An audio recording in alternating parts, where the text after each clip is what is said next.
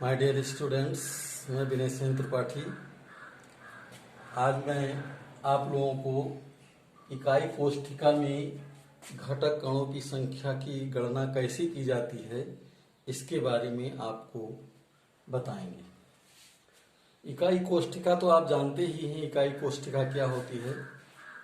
वह संरचना जिससे संपूर्ण जालक बनता है, यानी जिस रचना के विभिन्न दिशाओं में जुड़ने से संपूर्ण जालक बनता है, उसे इकाई कोष्ठिका कहते हैं।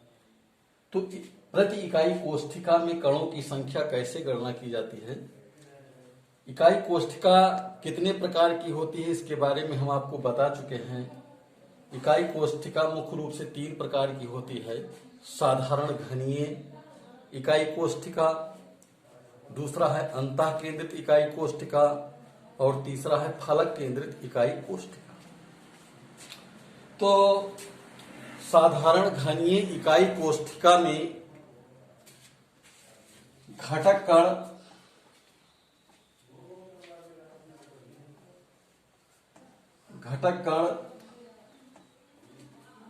केवल कोनों पर स्थित होते हैं। साधारण घनीय इकाई कोष्ठिका में घटक कण केवल कोनों पर स्थित होते हैं। कोनों पर स्थित कण का योगदान इकाई सेल के प्रति 1/8 का होता है। ठीक है।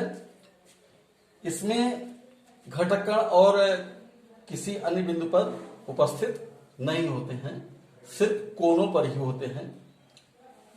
और अंतः केंद्रित इकाई कोष्ठिका में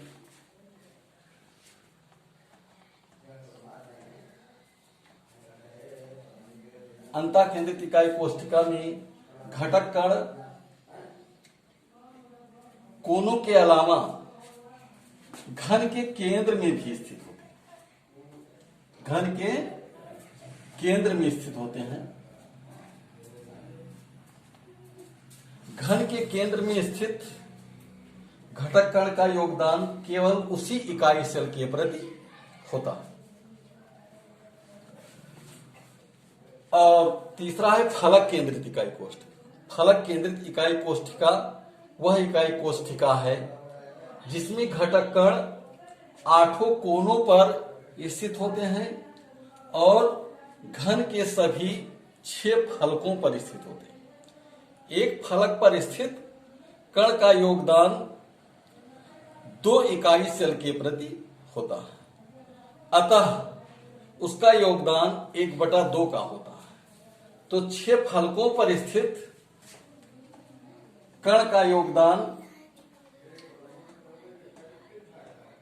6 गुणे 1/2 का होता है।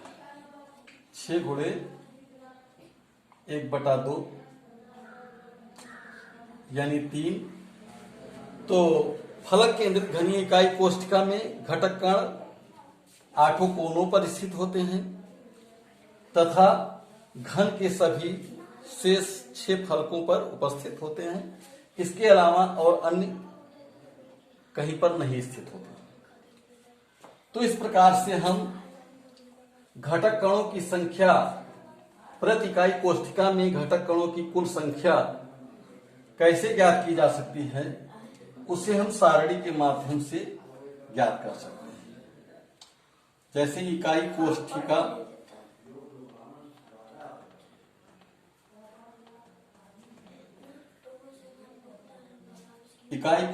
का प्रकार, कोनों पर स्थित कण, कोनों पर स्थित परमाणु, फलकों पर स्थित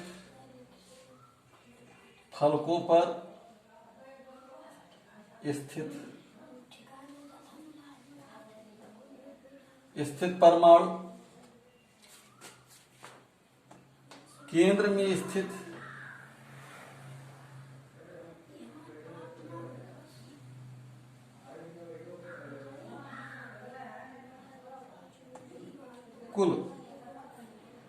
कुल परमाणुओं की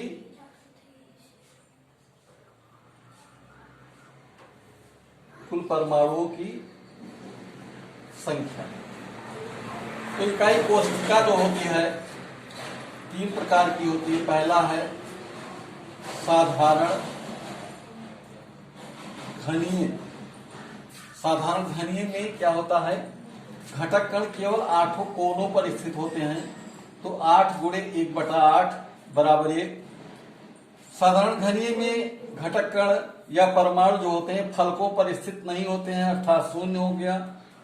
केंद्र पर भी कोई कण स्थित नहीं होते हैं। इस प्रकार से कुल कणों की संख्या 1 + 0 + 0 बराबर 1। दूसरा है अंतःकेंद्रित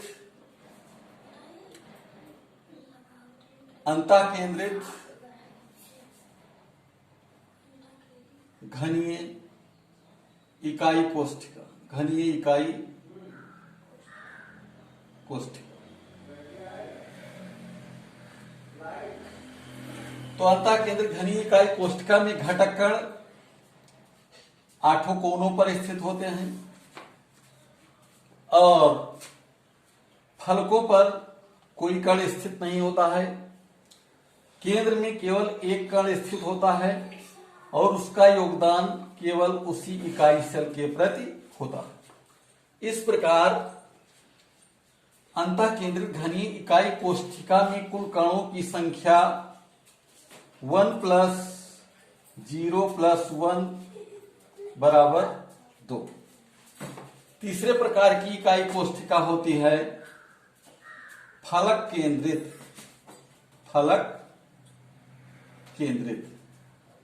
फलक केंद्रित इकाई कोष्ठिका क्या होती है?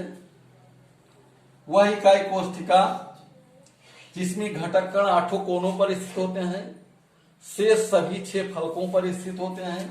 तो कोनों पर स्थित कण का योगदान 1/8 का, फलकों पर स्थित कण का योगदान 1/2 का। तो 8 गुणे 1/8 ये आया 1, 6 गुणे 1/2 यानी 2 3 6 ये 3 आया। और घन के केंद्र में कोई कण स्थित नहीं होता। इस प्रकार से कुल कणों की संख्या 1 + 3 + 0 बराबर 4।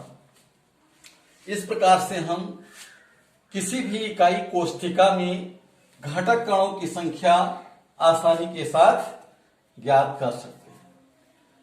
इस प्रकार से बच्चों आप लोग इसको नोट कर लीजिएगा और अगला सेगमेंट हम आपको कल बताएंगे।